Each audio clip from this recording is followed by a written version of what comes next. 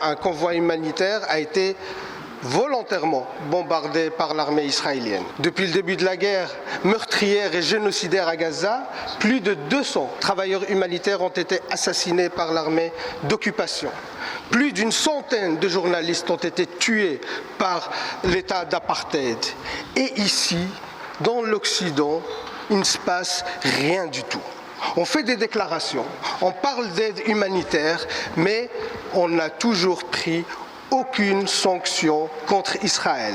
Et je parle de tous les partis traditionnels, dans tous les gouvernements confondus. Et c'est ça qui est le plus choquant. Il y a l'aspect génocidaire de l'État d'Israël, qui est reconnu d'ailleurs. Le rapporteur des Nations Unies nous le dit. Dans son rapport s'intitule « Anatomie d'un génocide » et dans lequel il dit que ce génocide est inhérent à la colonisation israélienne.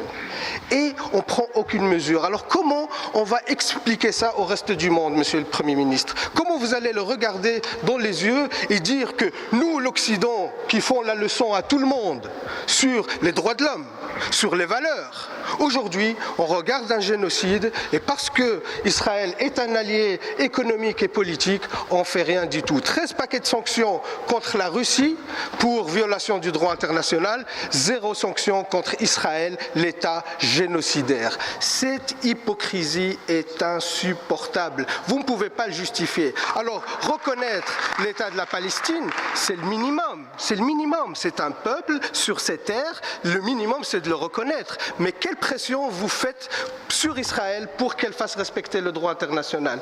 L'Union européenne est le premier partenaire économique d'Israël. L'accord d'association entre l'Union européenne et Israël, il est toujours d'actualité aujourd'hui.